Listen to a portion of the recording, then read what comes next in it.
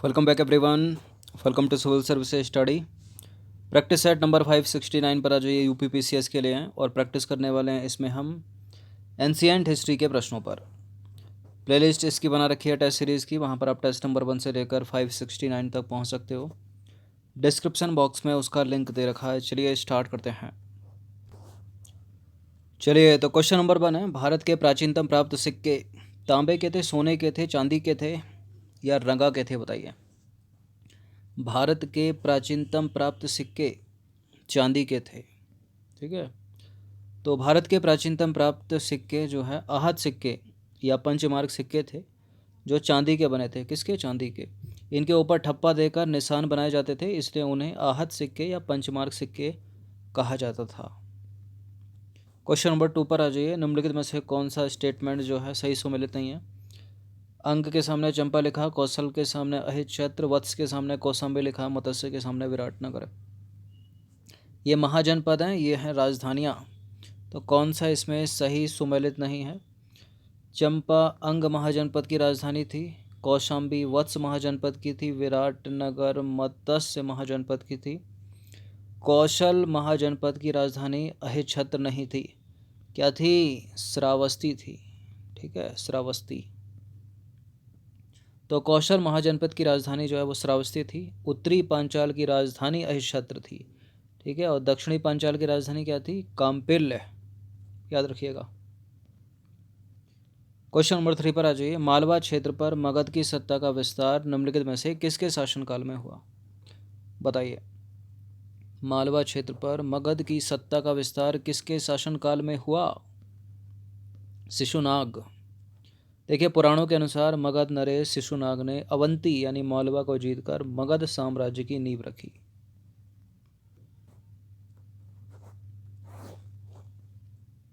मालवा को जीतकर अब मगध साम्राज्य में मिला लिया। ठीक है। क्वेश्चन नंबर 4 पर आ जाइए। विश्व का पहला गणतंत्र वैशाली में किसके द्वारा स्थापित किया गया था? बताइए।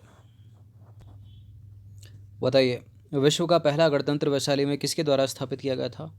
मौर्य के द्वारा, नंद के द्वारा, गुप्तों के द्वारा, लिच्छवी के द्वारा? लिच्छवी के द्वारा। तो देखिए, वैशाली के लिच्छवियों ने विश्व का पहला गणतंत्र स्थापित किया। वैशाली बुद्ध काल का सबसे बड़ा तथा शक्तिशाली गणराज्य था। क्वेश्चन नंबर 5 पर आ जाइए। पाटलिपुत्र के संस्थापक निम्नलिखित में से कौन थे? उदयन, अशोक, बिंबिसार या महापद्मनंद? उदयन था। तो पाटलिपुत्र की स्थापना अजातशत्रु के उत्तराधिकारी उदयन, ठीक है, उदयन ने गंगा और सोन नदी के संगम पर एक किला बनाकर की थी। इसने मगध साम्राज्य की राजधानी राजगृह से पाटलिपुत्र स्थानांतरित की थी। ठीक है। क्वेश्चन नंबर 6 पर आ जाइए। उदयन वासवदत्ता की दंत कथा संबंधित है किससे? उदयन वासवदत्ता की दंत कथा जो है वो उज्जैन से संबंधित है। देखिए, उदयन वासवदत्ता की दंत कथा उज्जैन से संबंधित है। इस कथा को महाकवि भास ने अपने नाटक स्वप्न वासवदत्तम में वर्णित किया है। ठीक है, इस नाटक में वत्स नरेश उदयन तथा अवंती नरेश प्रघोत की पुत्री वासवदत्ता की प्रेम कथा का वर्णन है। यह कथा उस समय की है जब उदयन उज्जैन के कारागार में कैद थे। कालपी नगर किस नदी के तट पर स्थित है? कालपी नगर स्थित है यमुना नदी के तट पर। और यमुना किसकी सहायक नदी है? गंगा की। तो कालपी नगर उत्तर प्रदेश के जालौन डिस्ट्रिक्ट में स्थित एक नगर है। यह यमुना नदी के तट पर स्थित है। प्राचीन काल में यह कालप्रिया के नाम से विख्यात था। कालपी नगर। क्वेश्चन नंबर 8 पर आ जाइए। सिकंदर के हमले के समय उत्तर भारत पर निम्नलिखित में से कौन राज कर रहा था? बताइए, किस राजवंश का शासन था जब सिकंदर ने हमला किया था? मौर्य नहीं है, शुंग नहीं है, कण्व नहीं है, नंद वंश। ठीक है, तो नंद वंश का अंतिम शासक था घनानंद, जो सिकंदर का समकालीन था। उसे यूनानी लेखकों ने अग्रमीज कहा है। क्वेश्चन नंबर 9 पर आ जाइए। युद्ध भूमि में बड़ी संख्या में सैनिकों के मारे जाने अथवा आहत हो जाने के बाद किस भारतीय गण अथवा राज्य की स्त्रियों ने सिकंदर के विरुद्ध शस्त्र धारण किया था? किसने किया था? मत्सग ने। ठीक है, मस्सक राज्य की स्त्रियों ने। तो सिकंदर के आक्रमण के समय अश्मक एक सीमांत गणराज्य था, ठीक है, जिसकी राजधानी थी मस्सक। यूनानी लेखकों के अनुसार सिकंदर के विरुद्ध हुए युद्ध में बड़ी संख्या में पुरुष सैनिक जो है मारे गए और उनके पश्चात उनकी स्त्रियों ने जो है शस्त्र धारण किए। 10वां प्रश्न है, निम्नलिखित में से कौन सिकंदर के साथ भारत नहीं आया था? सिकंदर के साथ या सिकंदर के शासनकाल में भारत नहीं आया था डायमेकस, ठीक है, क्योंकि बिंदुसार के राज दरबार में आया था वो। तो डायमेकस जो है सिकंदर के साथ भारत नहीं आया था। स्ट्रैबो के अनुसार सीरिया के राजा एंटियोकस ने डायमेकस नामक अपना एक राजदूत बिंदुसार की राजसभा में भेजा था, ठीक है, बिंदुसार की राजसभा में डायमेकस को। क्वेश्चन नंबर 11 पर आ जाइए। जिसके ग्रंथ में चंद्रगुप्त मौर्य का विशिष्ट रूप से वर्णन है वह है कौन है इनमें से? अश्वघोष या विशाख दत्त? विशाख दत्त। देखिए, विशाख दत्त की एक रचना है मुद्रा राक्षस, बड़ा पूछते हैं इसको। चंद्रगुप्त मौर्य के विषय में विस्तृत सूचना देती है ये। और इस ग्रंथ में चंद्रगुप्त को नंद राजा का पुत्र माना गया है। मुद्रा राक्षस में चंद्रगुप्त को जो है कुलहीन कहा गया है, ठीक है, नंद राज का पुत्र माना गया है। और मुद्रा राक्षस जो लिखी है किसने? विशाख दत्त ने। इसमें चंद्रगुप्त को कुलहीन माना गया है, कुलहीन, कुलीन नहीं है, कुलहीन। क्वेश्चन नंबर 12 पर आ जाइए। कौटिल्य निम्नलिखित में से किसके प्रधानमंत्री थे? कौटिल्य या चाणक्य या विष्णुगुप्त चंद्रगुप्त मौर्य के प्रधानमंत्री थे?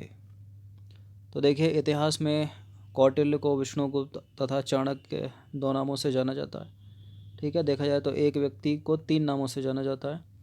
जब चंद्रगुप्त मौर्य भारत के सम्राट बने तो कौटिल्य प्रधानमंत्री, महामंत्री तथा प्रधान पुरोहित के पद पर आसीन हुए। क्वेश्चन नंबर 13 पर आ जाइए। पाटलिपुत्र में स्थित चंद्रगुप्त का महल मुख्यतः बना था ईंटों का, लकड़ी का, पत्थर का, मिट्टी का? लकड़ी का बना था। तो देखिए, बिहार में पटना के समीप बुलंदी बाग में कुम्हरारपुर, ठीक है, कुम्हरारपुर में की गई खुदाई से मौर्य काल के लकड़ी के विशाल भवनों के अवशेष जो है वो प्रकाश में आए हैं, ठीक है, लकड़ी। क्वेश्चन नंबर 14 पर आ जाइए। मालवा हो गया, गुजरात हो गया, महाराष्ट्र हो गया, इनको किस शासक ने पहली बार जीता था? किसने जीता था मालवा, गुजरात और महाराष्ट्र को सबसे पहले? हर्षवर्धन, स्कंदगुप्त, विक्रमादित्य या चंद्रगुप्त मौर्य? चंद्रगुप्त मौर्य ने। तो देखिए, राजनीतिक तौर पर लगभग समस्त भारत का एकीकरण चंद्रगुप्त मौर्य के नेतृत्व में संभव हुआ और प्रारंभिक विजयों के फलस्वरूप चंद्रगुप्त का साम्राज्य व्यास नदी से लेकर सिंधु नदी तक के प्रदेश पर हो गया था। रुद्रदामन के अभिलेख से पश्चिमी भारत पर उसका अधिकार प्रमाणित होता है और चंद्रगुप्त की मृत्यु के समय उसके साम्राज्य का विस्तार पश्चिम में हिंदुकुश पर्वत से लेकर पूरब में बंगाल की खाड़ी तक और उत्तर में नेपाल की श्रृंखलाओं से लेकर दक्षिण में मैसूर तक था। वर्तमान में मैसूर कहाँ? कर्नाटक में। क्वेश्चन नंबर 15 पर आज अंतिम प्रश्न है। निम्नलिखित में से अशोक के निम्नलिखित अभिलेखों में से किसमें दक्षिण भारतीय राज्यों का उल्लेख है? इसके अभिलेख से लेकर प्रश्न पूछे जाते हैं कि कलिंग युद्ध का वर्णन किसमें है, वो बड़ा पूछा जाता है इसके 13वें शिलालेख या अभिलेख में। दक्षिण भारतीय राज्यों का उल्लेख किसमें है? इसके तीसरे, दूसरे, 13वें या पहले? दूसरे में है। दूसरे मुख्य शिलालेख या अभिलेख, कुछ भी लिखा आ सकता है। तो देखिए, अशोक के शिलालेखों को 3 वर्गों में विभाजित किया गया है: शिलालेख, स्तंभलेख और गुहालेख। अशोक के द्वितीय वृहद शिलालेख में चोल, पांड्य, सतियपुत्र, केरलपुत्र और दक्षिण भारतीय राज्यों का उल्लेख जो है वो मिलता है। तो 15 प्रश्न थे एंशिएंट हिस्ट्री के, इनकी प्रैक्टिस एक बार कर लीजिएगा। धन्यवाद।